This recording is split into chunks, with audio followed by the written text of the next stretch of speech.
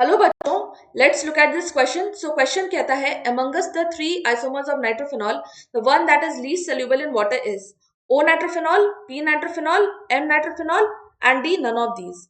तो बच्चों, अगर मुझे देखना है सॉल्युबिलिटी वाटर के साथ, तो मुझे देखना है कि इसमें से कौन सा हाइड्रोजन बॉन्डिंग के केपेबल है विथ वाटर। ठीक है, पैरा के केस में देखो, ये इसका स्ट्रक्चर कैसे बनेगा।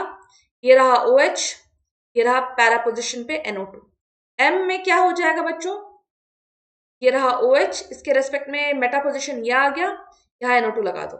ऑर्थो में देखो कुछ इस तरीके से आएगा हमारा स्ट्रक्चर, ये रहा OH, इसके रेस्पेक्ट में ऑर्थो पोजिशन। ठीक है, अब ये देखो यहां से स्टार्ट करते हैं। ठीक है, अब इसके और इसके बीच में डिस्टेंस है बहुत ज्यादा है। ठीक है, तो आपस में तो ये इंट्रामोलिकुलर हाइड्रोजन बॉन्डिंग शो करने से रहे, बट ये देखो ये वाला हाइड्रोजन है, ये किससे जुड़ा हुआ है, ये इलेक्ट्रोनेगेटिव एटम से जुड़ा हुआ है। इसका मतलब ये हाइड्रोजन दूसरे O के साथ, वाटर के O के साथ ये इंटरेक्शन कर सकता है ना।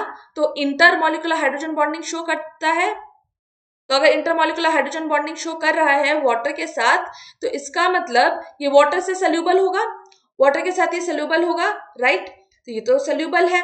उसके बाद देखो एम नाइट्रोफिनॉल। अब एम नाइट्रोफिनॉल में देखो इसमें भी डिस्टेंस काफी ज्यादा है और एक ब्रिजिंग पोजीशन है, तो यहाँ पे इस तरीके से तो हम हाइड्रोजन बॉन्डिंग दिखा नहीं सकते हैं, है ना। ये भी हमारा वाटर मॉलिक्यूल के साथ ये वाला हाइड्रोजन हमारा हाइड्रोजन बॉन्डिंग शो करेगा। तो ये भी क्या करेगा, इंटरमोलिकुलर हाइड्रोजन बॉन्डिंग। ठीक है, इंटरमोलिकुलर हाइड्रोजन बॉन्डिंग मतलब ये भी पानी के साथ अच्छे से सोल्यूबल हो जाएगा। ओ नाइट्रोफिनॉल की बात करें तो ये थोड़ा सा स्पेशल केस है। क्यों बच्चों, देखो ये हाइड्रोजन ये एक इलेक्ट्रोनेगेटिव ऑक्सीजन से जुड़ा हुआ है और ये इसके साथ एक नाइट्रोजन भी इसे दिख रहा है ना। डिस्टेंस भी कम है और देखो 5 मेंबर रिंग भी बन रही है, 1 2 3 4 5 मेंबर रिंग अगर बन जाए, है ना। देखो 1 2 3 4 5 एटम की एक रिंग बन रही है ना। तो अगर इस तरीके का कोई कंडीशन आ जाता है तो इसमें हमारा इंट्रामोलिकुलर हाइड्रोजन बॉन्डिंग पॉसिबल हो जाता है। अगर हमारा इंट्रामोलिकुलर हाइड्रोजन बॉन्डिंग पॉसिबल हो गया बच्चों, तो इसका मतलब ये खुद के साथ ही हाइड्रोजन बॉन्डिंग शो करने लगेगा। तो ये वाला अब हाइड्रोजन दूसरे वाटर मॉलिक्यूल के साथ तो वाटर हाइड्रोजन बॉन्डिंग शो करने से रहा।